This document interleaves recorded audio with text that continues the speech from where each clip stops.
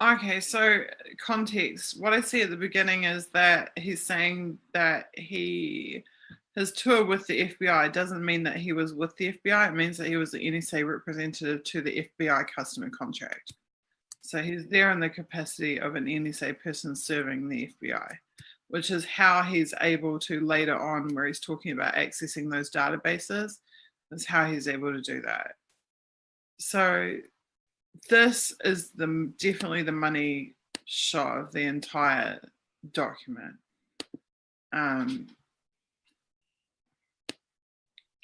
Particularly in the counterterrorism aspect.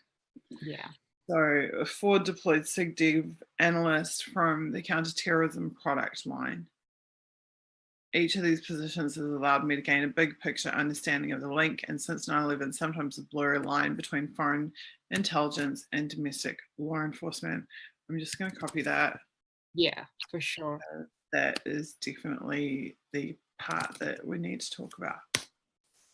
The fact that they're openly admitting that they actually would describe it as a blurry line. Do you know who that reminds me of? That reminds me of Sean Henry from CrowdStrike. Definitely. Absolutely. The Sean Henry videos. In one of his keynote speeches, it might have been the DEF CON one, I'm not sure. He actually says, he openly says, my job at the FBI is to walk the line between the legal and the illegal. Wow. Well, that is really like, and he's talking about his own conduct and his operations. He's like, we need to walk that borderline between the legal and the legal, and that's that blurry, like where they say here the blurry line. That's what they're talking about. Yeah, and the fact that then you apply that to CrowdStrike, and just today we're seeing that they possibly faked malware on the DNC server. So I mean, yeah, the implications there are really chilling when you look at the effect. CrowdStrike to me is a group of blurry line FBI managers. Yeah, and yeah, exactly. Might well have been up for misconduct charges.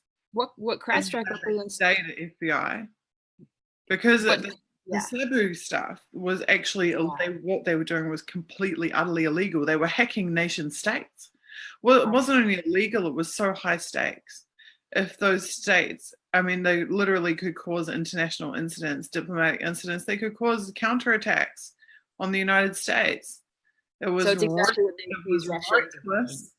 It was reckless and illegal what they were doing.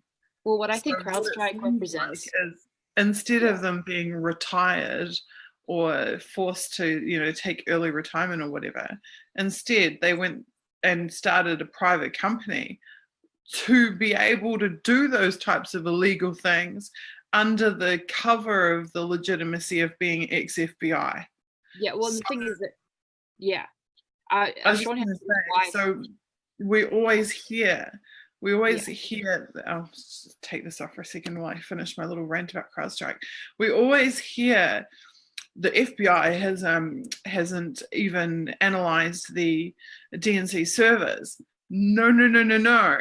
The FBI basically has, because all of CrowdStrike are FBI, but they aren't just FBI. They are bad rogue FBI. They are blurry line between legal and illegal FBI. So the fact that DNC gave it to dodgy ex-FBI instead of actual FBI is in itself even more incriminating. Yes. Because it was deliberately done. It was deliberately given to the FBI mafia as opposed to the actual FBI who are bound by constitutional and congressional policy and principles, et cetera, et cetera.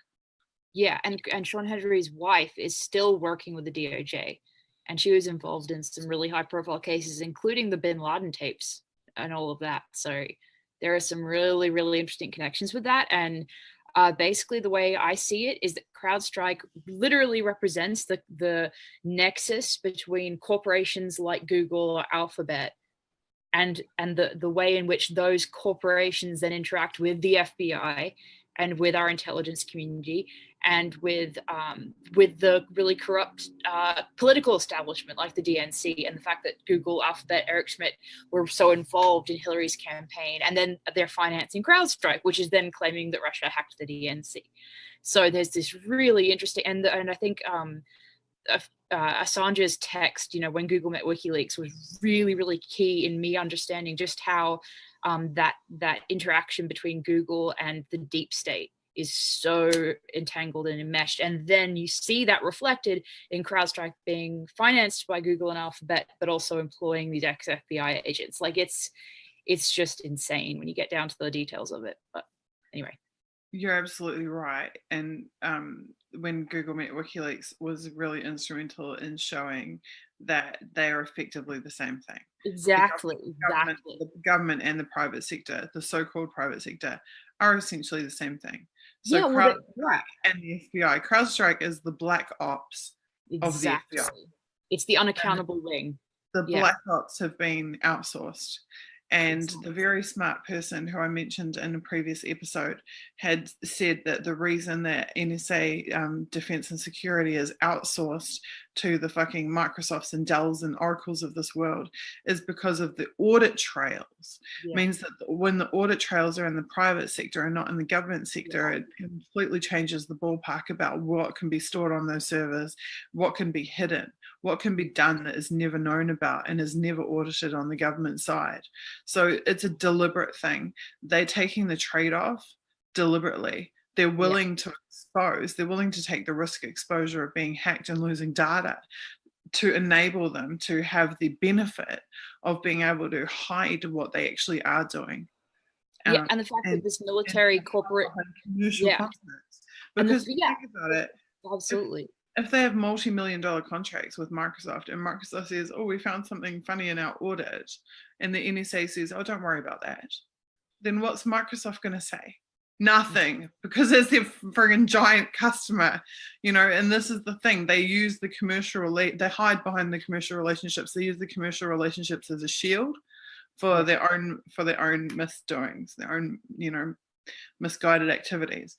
And you see exactly the same thing between the DNC and CrowdStrike. Exactly. So you have the military, the corporations, and the politicians, all together. The relationship is used as a cover. The DNC says, no, we don't need to go to the FBI because we've used CrowdStrike. Meanwhile, exactly. So you have you have the interaction there between the corporations and the military at the same time that you have the corporations donating Google planes to Hillary's campaign, and they're the ones anyway, I've said this before.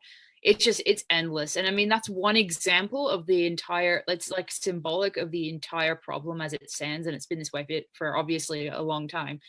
But, you can apply this. It doesn't just apply to like Hillary's campaign in 2016. It applies to every single, presidential campaign we've had for at least the last 10 years, if, obviously going back a very long time. So both sides of the aisle, the whole thing. But